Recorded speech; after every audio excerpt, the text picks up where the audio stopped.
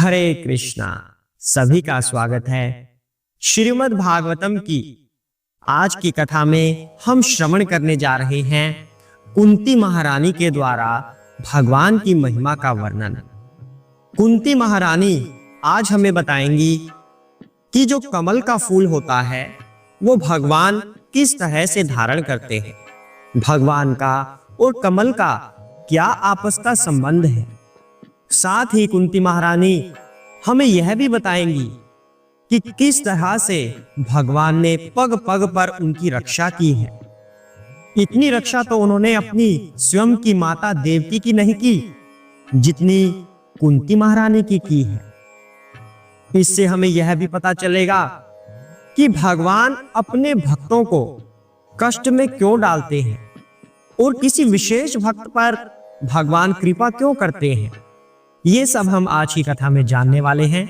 तो उससे पहले हम गुरु महाराज की छोटी सी वंदना करेंगे और गुरु महाराज की वंदना के बाद हम अपनी कथा को आगे बढ़ाएंगे। तो सभी इसमें सम्मिलित हो। हरे कृष्णा। ओम अज्ञानतिमिरान्धस्य ज्ञानाञ्जनशलाकया चक्षुरुन्मीलितं येन तस्मै श्री गुरुवे नमः। जय श्री कृष्ण चैतन्य प्रभु नित्यानंद श्री अद्वैत गदाधर शिव सादि गौर भक्तवृंदा। हरे कृष्णा कृष्ण कृष्ण हरे हरे, हरे राम राम राम हरे हरे। हरे कृष्णा। तो कुंती महारानी महाभारत के युद्ध के समाप्ति के बाद श्री कृष्ण के समक्ष खड़ी हैं और श्री कृष्ण की महिमा का वर्णन कर रही हैं। अभी अभी एक कथा समाप्त हुई है कि अश्वत्थामा ने जब हमला कर दिया, द्रौपदी के पुत्रों को मार दिया, फिर अर्जुन ने उसको दंडित किया। उसके बाद अश्वत्थामा ने फिर से हमला कर दिया, ब्रह्मास्त्र छोड़ दिया कि जो उत्तरा के गर्भ में शिशु है उसको नष्ट कर दिया जाए। ऐसा अश्वत्थामा का विचार था, लेकिन जिसे स्वयं श्री कृष्ण बचाएं उसे भला कौन नष्ट कर सकता है। तो उत्तरा भगवान पर पूर्ण रूप से आश्रित थी और भगवान की स्तुति की, भगवान से प्रार्थना की। तो श्री भगवान ने उसके गर्भ की रक्षा की और साथ ही सभी पांडवों की रक्षा की। तो भगवान अपने भक्तों को कभी भी नष्ट नहीं होने देते।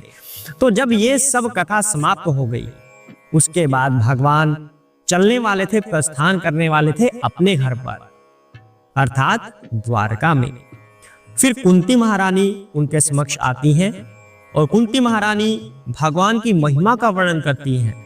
ऐसे कहती हैं, हे प्रभु आप तो अनंत हैं, आदि पुरुष हैं, आप सभी जीवों के अंदर भी स्थित हैं और बाहर भी हैं।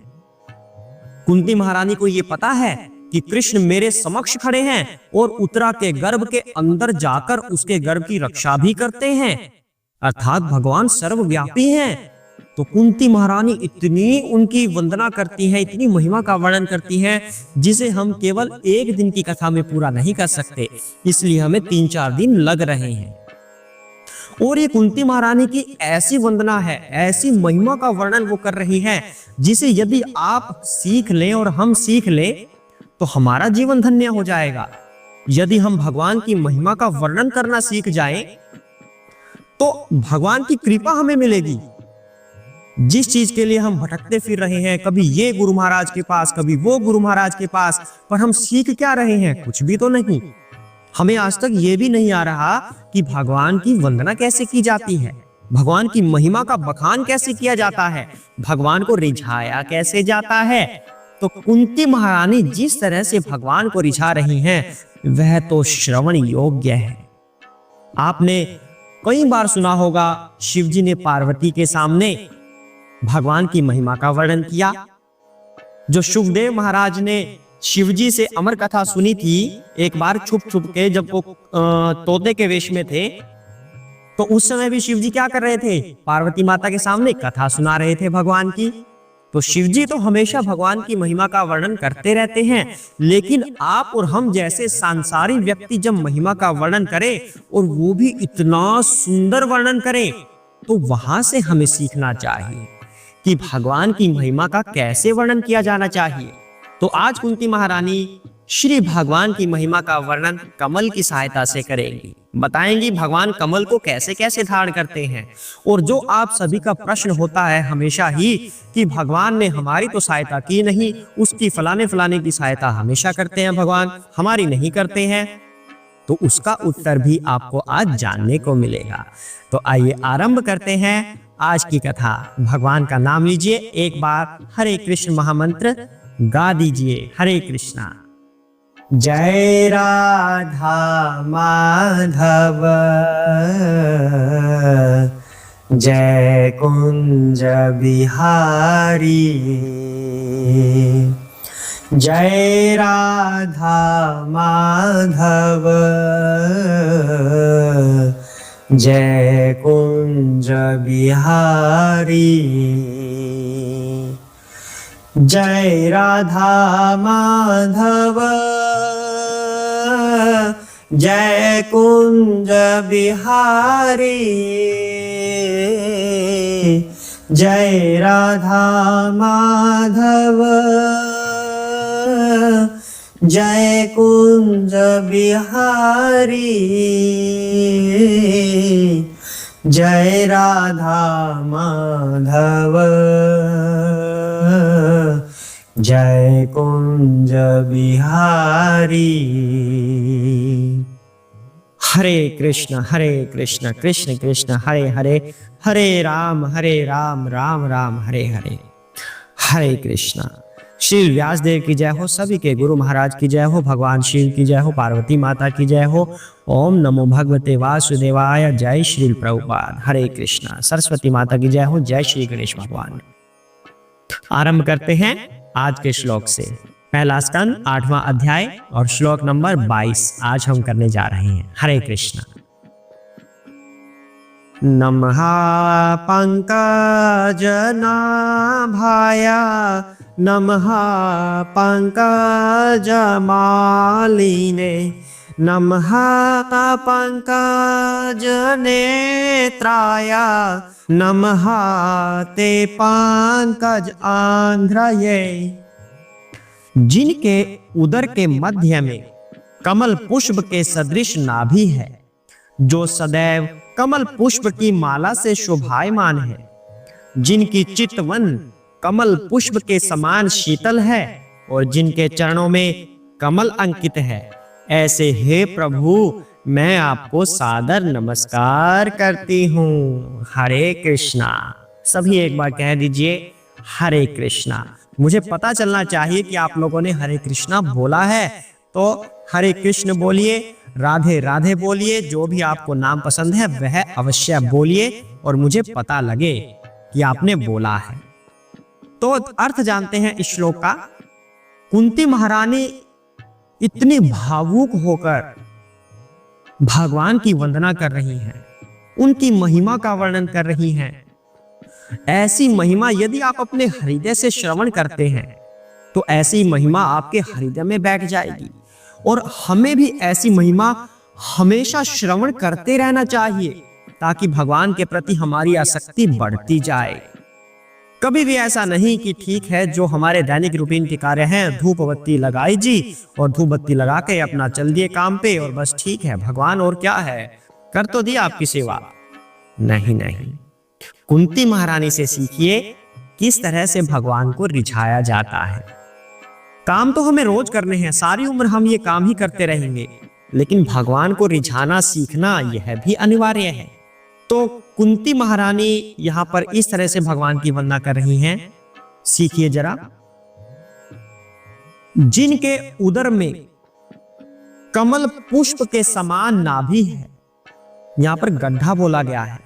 जिनके उदर के मध्य में कमल पुष्प के समान गड्ढा बना हुआ है, इसका मतलब क्या हुआ?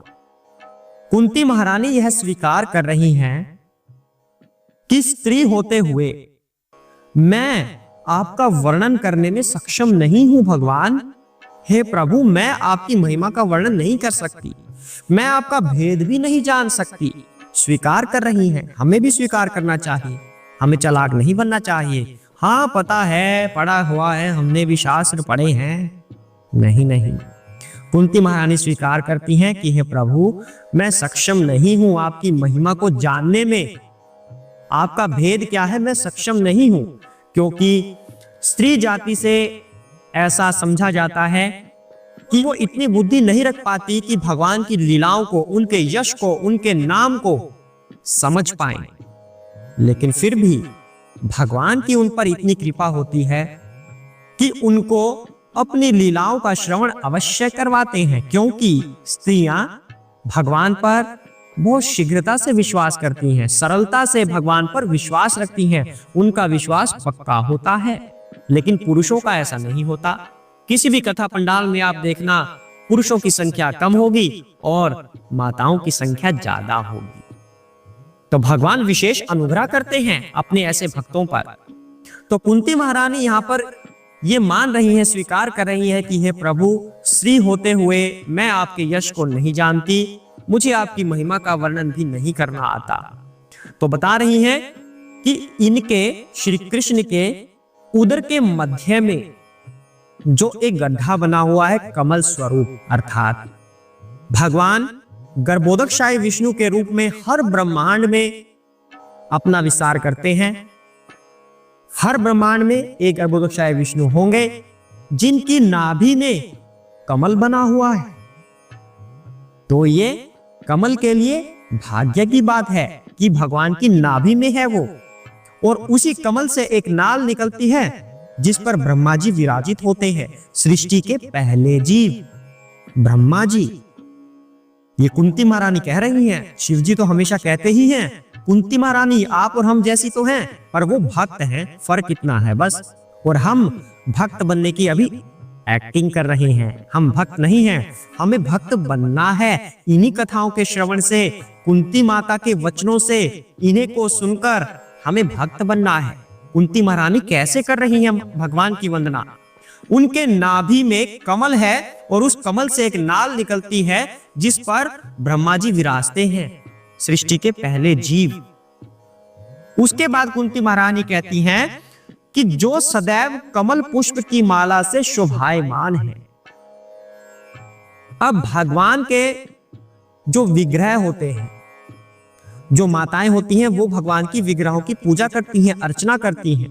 तो भगवान के जो विग्रह हैं वो अनेक रूपों में भगवान स्वीकार करते हैं, जैसे कि मिट्टी के बने हुए भगवान, पत्थर के बने हुए भगवान, किसी के मन में भगवान का कोई रूप बसा हो वो वाले भगवान, और किसी रत्न से बने हुए भगवान, किसी रेत में ऐसे चित्रकारी कर दी किसने अपनी उंगली से भगवान के रूप में, तो भगवान उसे भी स्वीकार करते हैं। अर्थात अगर उसकी भी पूजा की जाए तो भगवान स्वीकार करते हैं। तो भगवान अनेक रूपों में अपने विग्रह को स्वीकार करते हैं और वो सभी विग्रह कमल पुष्प से शोभायमान होते हैं। अर्थात भगवान कमल की बनी हुई माला को धारण करते हैं। एक कमल कहां हुआ? भगवान की नाभि में।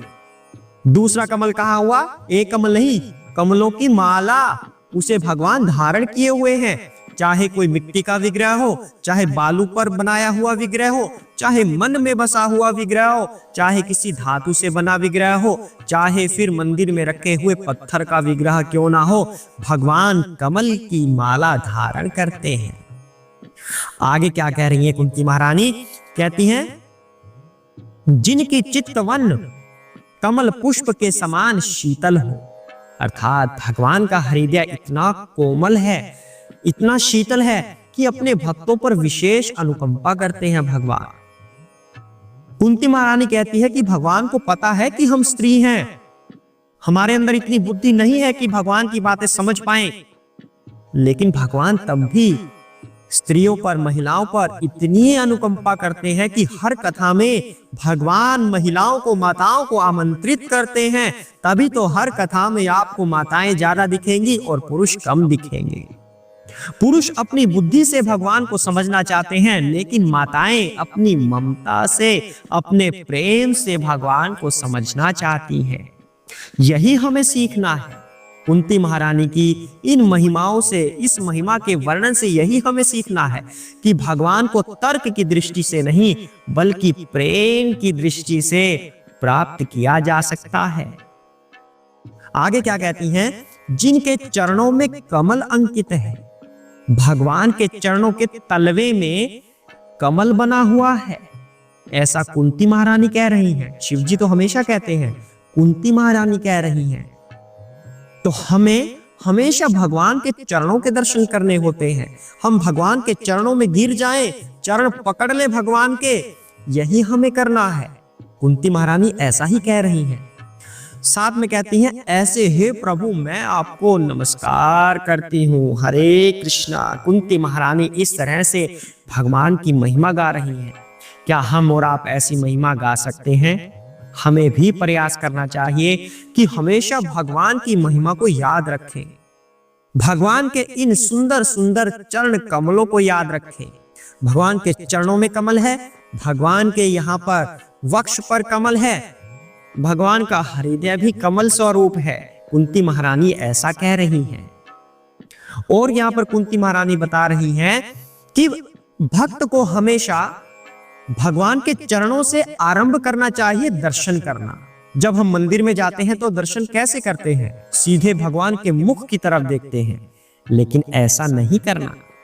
आरंभ करना है भगवान के चरणों से, भगवान के चरण कमलों से दर्शन करना है। फिर उससे ऊपर बढ़ना है भगवान की जांघों तक, और फिर उससे ऊपर भगवान के उदर पे, फिर वक्ष स्थल पर, और फिर मुख का दर्शन करना है। ये है सही तरीका भगवान के दर्शन करने का। लेकिन कुंती महारानी यहाँ पर कृष्ण की बुआ है, यानी कि वो बड़ी है, माता स्वरूपा है, तो इसलिए वो अपने भगवान का भी ध्यान रख रही है कि कहीं मेरे प्रभु, मेरे भगवान, मेरे कृष्णा, कहीं ये लज्जित ना हो जाए कि मुझसे बड़ी मेरी बुआ मेरे चरणों में नमस्कार कर रही हैं। तो एक भक्त ऐसा होता है जो अपने से ज्यादा अपने भगवान का ध्यान रखता है। और हम क्या करते हैं? हम तो लाइन तोड़ के भी भगवान के दर्शन करने चले जाएंगे, भले ही सभी का हृदय विदीर्ण क्यों ना हो जाए। जितने भक्त खड़े हैं चालाकी करते हैं नाम कि लाइन तोड़ी और चुपके से आगे घुस गए, तो किसी का ध्यान रखते हैं? हम नहीं रखते। अब पंडित जी कह रहे हैं कि दर्शन थोड़ा दूर से कर लीजिए, अंदर प्रवेश ना कीजिए। अंदर भगवान विश्राम में हैं या भगवान का श्रृंगार हो रहा है, तो आप दर्शन थोड़ा दूर से कीजिए, अंदर मत आइए। पर हम लोग क्या करते हैं? पास से दर्शन करने के लिए बिल्कुल आगे आ जाएंगे, धक्का मुक्की करेंगे, थोड़ा थोड़ा ऐसे कर करके तो हम आगे से दर्शन करेंगे जी, जैसे कि मतलब पीछे हमें भगवान देख नहीं रहे। लेकिन यहाँ पर कुंती महारानी हमें इतना अद्भुत संदेश दे रही हैं कि हमें भगवान का ध्यान रखना है, अपनी इच्छा का ध्यान नहीं रखना कि मुझे पास से दर्शन करने हैं। भगवान का ध्यान रखना है कि भगवान को कहीं कोई कष्ट ना हो जाए हमारे कुछ करने से, चाहे हमारी भक्ति भावना क्यों ना हो, तो भगवान को कष्ट ना हो। तो कुंती महारानी इतने सुंदर हृदय वाली है कि ध्यान रख रही है कि भगवान कहीं लज्जित ना हो जाएं, क्योंकि वो मेरे भतीजे के स्वरूप में आए हुए हैं। तो इसलिए कुंती महारानी क्या करती हैं? सबसे पहले उदर की तरफ देख रही हैं भगवान के। यही बताया था ना श्लोक में कि उनके उदर पर कमल बना हुआ है, नाभि में कमल बना हुआ है। सबसे पहले उदर पर देखती हैं, फिर भगवान के वक्ष स्थल पर देखती हैं जहां पर माला है, फिर उनके कमल के जैसे मुख को देखती हैं, और फिर लास्ट में उनके चरणों को देखती हैं। ऐसा ही वर्णन इस श्लोक में भी आया हुआ है।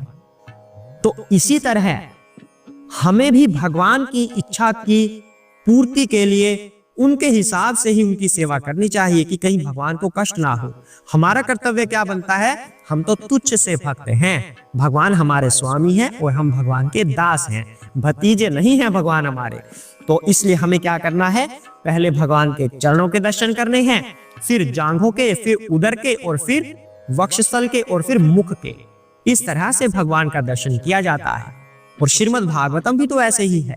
जो पहला दूसरा स्कंद है वो भगवान के चरण हैं, आगे तीसरा चौथा भगवान की जांघें हैं, फिर भगवान का उदर है। इस तरह से चलते चलते 12वां स्कंद भगवान की ये पगड़ी है ऊपर वाली।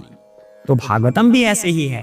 तो हम एक से शुरू करते हैं ना, तो इसी तरह भगवान के दर्शन भी हमें चरणों से शुरू करने हैं।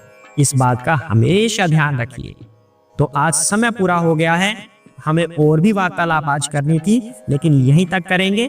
तो आज हम कुंती महारानी से क्या सीख रहे हैं कि भगवान की महिमा का वर्णन कैसे करना चाहिए, किस तरह से भगवान की इच्छा का हमें ध्यान रखना चाहिए, हमें भक्ति कैसे करनी चाहिए, भगवान के दर्शन हमें कैसे करने चाहिए, और किस तरह से भगवान की वंदना की जाती है कि हम उनकी भक्ति में खो जाएं। इस तरह से हमें भी भगवान की महिमा का वर्णन करना है, इसी तरह से हमें भी भक्ति करनी है।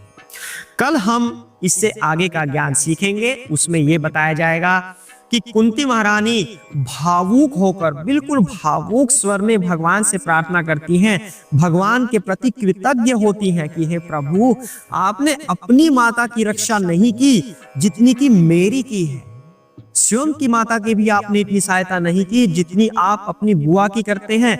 मैं किस तरह से आपका धन्यवाद करूं प्रभु, किस तरह से आपको नमस्कार करूं। तो ये वर्णन हम कल जानेंगे कुंती माता के द्वारा। बने रहिए श्रीमद् भागवत कथा के साथ भगवत शरण पर। हरे कृष्णा। ओम नमो भगवते वासुदेवाय।